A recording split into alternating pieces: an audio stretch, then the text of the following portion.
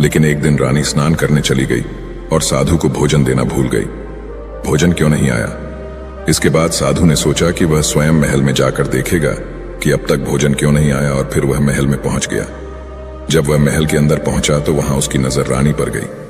रानी के लंबे लंबे घने काले बाल जो कि उसकी कमर पर लहरा रहे थे, उसकी कजरारी आंखें जो देखने मात्र से ही घायल कर दे, उसकी हिरनी जैसी चाल। रानी के इतने सुंदर रूप को देखकर सन्यासी चकित हो गया और रानी की सुंदरता सन्यासी के मन में घर कर गई और वह वहां से बिना कुछ कहे ही अपनी कुटिया में लौट आया। सन्यासी रानी के रूप की सुंदरता को भुला ना सका और वह खाना पीना त्याग कर अपनी कुटिया में पड़ा रहा। उसने कई दिनों तक कुछ भी नहीं खाया, जिसकी वजह से वह बहुत कमजोर हो गया। फिर कुछ समय बाद राजा वापस लौटे और जब उसे सन्यासी की हालत का पता चला तो वह सीधे सन्यासी के पास पहुंच गए और बोले कि हे भगवान, क्या बात है, आपको क्या हो गया और आप इतने कमजोर कैसे हो गए? किस गहरी सोच में डूबे हो? क्या मुझसे कोई गलती हो गई है? तब साधु ने कहा, नहीं राजा, आपने कोई गलती नहीं की है। यह सुनकर राजा बोले, तो फिर क्या बात है, आप मुझे बताइए, मैं आपकी समस्या का समाधान अवश्य करूंगा। यह सुनकर तपस्वी ने राजा से कहा कि आपकी रानी की अद्भुत सुंदरता को देखकर मैं उसकी सुंदरता पर मोहित हो गया और अब मैं रानी के बिना नहीं रह सकता। यह सुनकर राजा हैरान हो गया और कुछ देर सोचने के बाद राजा ने उस सन्यासी से कहा, मैं आपको रानी दे दूंगा। यह सुनकर सन्यासी बहुत प्रसन्न हुआ। फिर राजा सन्यासी को लेकर महल चले गए और जब राजा और सन्यासी महल पहुंचे तो उस दिन रानी ने अपने सबसे सुंदर वस्त्र और आभूषण पहने थे। फिर राजा रानी के पास गया। राजा ने रानी से कहा कि इस साधु की मदद करनी चाहिए, वह बहुत कमजोर स्थिति में जा चुके हैं और मैं नहीं चाहता कि एक बुद्धिमान व्यक्ति की हत्या का कलंक मेरे सिर पर लगे। राजा की यह बात सुनकर रानी ने राजा से पूछा कि आखिर इन सन्यासी के इस दुख का कारण क्या है। तो राजा ने रानी से कहा कि सन्यासी आपकी अद्भुत सुंदरता के दीवाने हो गए हैं। राजा की यह बात सुनकर रानी ने कहा कि राजा, आप चिंता मत करिए, अब आप सब कुछ मेरे ऊपर रहने दीजिए। मुझे पता है कि मुझे अब क्या करना है। आपके ऊपर ना तो सन्यासी की हत्या का पाप लगेगा और ना ही उससे मेरे पवित्र धर्म का नाश होगा। रानी की यह बात सुनकर राजा ने रानी को सन्यासी को सौंप दिया। उसके बाद सन्यासी रानी को लेकर कुटिया पर पहुंचे।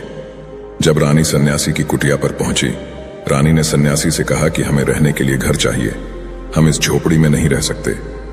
यह सुनकर सन्यासी राजा के पास गया और राजा से जाकर बोला कि हे राजा, हमें रहने के लिए घर चाहिए।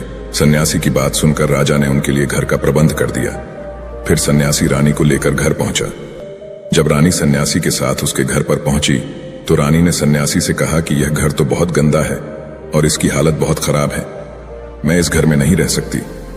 यह सुनकर सन्यासी फिर से राजा के पास गया और राजा के पास जाकर बोला, हे राजा, जो आपने हमें घर दिया है उस घर की हालत बहुत खराब है। सन्यासी की बात सुनकर राजा ने उसे घर की हालत ठीक करवा दी। उसके बाद फिर रानी घर के अंदर गई और नहा धोकर बिस्तर पर आ गई।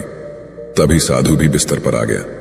फिर उसके बाद रानी ने साधु से कहा कि आप जानते हैं कि आप कौन हैं और क्या बन गए हैं। आप एक महान साधु थे जिनके लिए राजा स्वयं सभी आवश्यक चीजें उपलब्ध कराते थे, जिनके पास दूर दूर से लोग ज्ञान प्राप्त करने आते थे, जो लोगों को सत्य का मार्ग दिखाते थे, जो लोगों की समस्याओं का समाधान करते थे, जिन्हें सभी लोग गुरु मानते थे, जिसे सब लोग भगवान मानकर पूजते थे, और आज आप वासना के कारण मेरे गुलाम हो गए। रानी की यह बात सुनकर साधु को झटका लगा और उसे एहसास हुआ कि वह एक साधु है और यह सब क्या कर रहा है। वह यह सब सुख सुविधाएं त्याग कर शांति की तलाश में जंगलों में चला गया था। जोर जोर से रोने लगा और चिल्लाने लगा और रानी से कहने लगा कि मुझे क्षमा कीजिए महारानी, मैं ये क्या करने जा रहा था, मैं अभी आपको राजा को सौंप कर आता हूं। सन्यासी की बात सुनकर रानी ने सन्यासी से प्रश्न किया कि साधु महाराज, मेरे मन में एक प्रश्न उठ रहा है, कृपया मेरे प्रश्न का उत्तर दीजिए। रानी की बात सुनकर सन्यासी ने कहा कि पूछो, तुम्हारा क्या प्रश्न है। फिर रानी ने कहा कि जब आपको उस दिन भोजन नहीं मिला तो आप बहुत क्रोधित हो गए। तब मैंने आपका ये रूप पहली बार देखा था और तभी से मैं आपके व्यवहार में परिवर्तन महसूस कर रही थी। ऐसा क्यों हुआ? साधु महाराज, आखिर आपको इतना क्रोध क्यों आया? रानी की बात सुनकर सन्यासी ने रानी को समझाया कि जब मैं जंगल में था तो मुझे समय पर भोजन भी नहीं मिलता था, लेकिन जब मैं महल में आया तो महल में आने के बाद मुझे सारी सुख सुविधाएं मिली और फिर मैं इन सभी सुख सुविधाओं के मोह में फंस गया और मुझे इसके प्रति लगाव उत्पन्न हो गया और फिर मुझे इसको पाने का लालच उत्पन्न हो गया और जब मुझे ये नहीं मिला तो मेरे अंदर क्रोध उत्पन्न हुआ।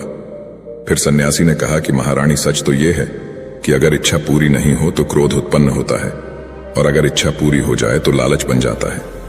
फिर सन्यासी ने रानी से कहा, यह इच्छा की पूर्ति ही मुझे वासना के द्वार तक लेकर आई है और मैं आपके प्रति आकर्षित हो गया।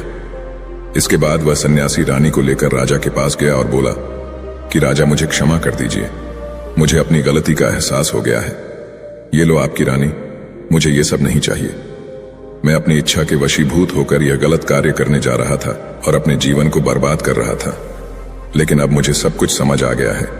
उसके बाद उस सन्यासी ने कहा कि हे राजा, मनुष्य की बर्बादी का कारण उसकी 4 आदतें बनती हैं और दुनिया की हर एक व्यक्ति के अंदर यह 4 अवगुण होते हैं, लेकिन जो व्यक्ति इन पर नियंत्रण कर लेता है वह दुख और परेशानियों से बच जाता है।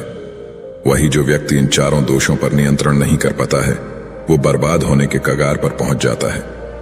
यह सुनकर राजा ने कहा कि महाराज, आप मुझे वो 4 आदतें बताइए जिससे कि मनुष्य की बर्बादी हो जाती है।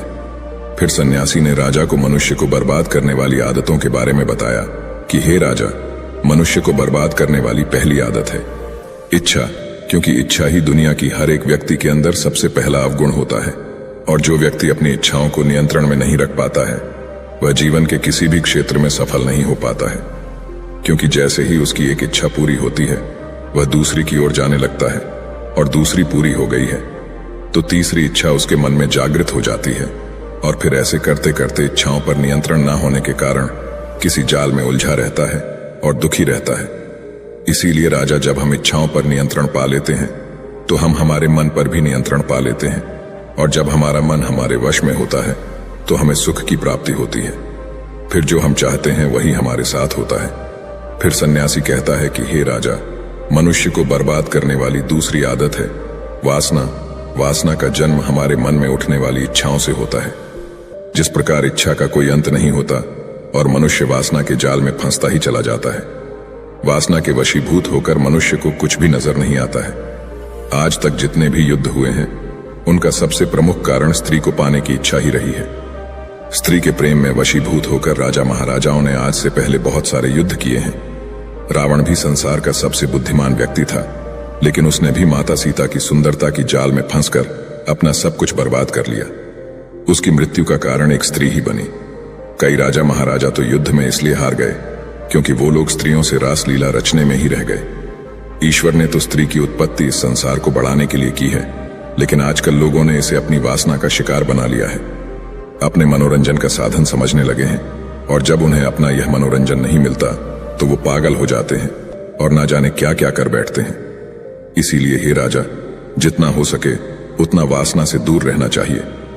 फिर सन्यासी कहता है कि हे राजा, मनुष्यों को बर्बाद करने वाली तीसरी आदत है क्रोध, क्योंकि जब मनुष्य की वासना की पूर्ति नहीं होती है तो उसके अंदर क्रोध उत्पन्न हो जाता है, और जब व्यक्ति को क्रोध आता है तो उस पर उसका नियंत्रण नहीं होता है, और फिर वह क्रोध में आकर कई गलत निर्णय ले लेता है। वह दूसरों को भला बुरा कह देता है, गालियां निकाल देता है, और जब उनका क्रोध शांत होता है तो उन्हें अपनी गलती का एहसास हो जाता है, लेकिन तब तक तो सब कुछ बर्बाद हो चुका होता है। क्रोध के कारण मनुष्य के कई बने बनाए काम भी खराब हो जाते हैं। जब मनुष्य के भीतर क्रोध उत्पन्न होता है तो वह अंदर से बहुत कमजोर हो जाता है, और एक कमजोर मनुष्य कुछ भी नहीं कर सकता है, उसे कभी भी सफलता हासिल नहीं हो सकती। क्रोध हमारे भीतर तनाव को उत्पन्न करता है, और अगर एक बार हम तनाव में चले गए तो हमारा पूरा जीवन बर्बाद हो जाता है। फिर सन्यासी कहता है कि हे राजा, मनुष्य को बर्बाद करने वाली चौथी आदत है लालच। लालच का फल सदैव बुरा होता है। लालच में फंसकर हम बहुत सी लोगों का बुरा कर देते हैं। हर मनुष्य के जीवन में कभी ना कभी ऐसे समय अवश्य आते हैं जब वह लालच कर बैठता है, और अधिक पाने की लालसा में वह कुछ ऐसा कर बैठता है जिससे जो उसके पास था वह उसे भी गंवा देता है। क्योंकि जैसे ही व्यक्ति की एक इच्छा पूरी होती है उसका लालच अधिक हो जाता है और उसके मन में और कई जन्म लेने लगती है। जो व्यक्ति लालच करता है वह कामयाबी से कोसों दूर रहता है, क्योंकि एक ना एक दिन लालच का दुश्मन सामने आता ही है। अगर हम समय रहते ही लालच को त्याग दें और उसकी जाल में ना फंसें तो हम एक सफल व्यक्ति अवश्य बन सकते हैं। फिर अंत में सन्यासी राजा से कहता है कि हे राजा, अगर मनुष्य इन 4 आदतों को त्याग देता है तो उसे जीवन में सफल होने से कोई नहीं रोक सकता। जो इन आदतों को नहीं त्यागता है उसे जीवन में बर्बाद होने से कोई रोक नहीं सकता। मैं एक सन्यासी होकर इसकी जाल में फंस गया था, तो सामान्य मनुष्य तो इससे बच नहीं सकता। इसीलिए हे राजन, मनुष्य को इन आदतों से हमेशा बचना चाहिए। दोस्तों, उम्मीद है आपको ये कहानी जरूर पसंद आई।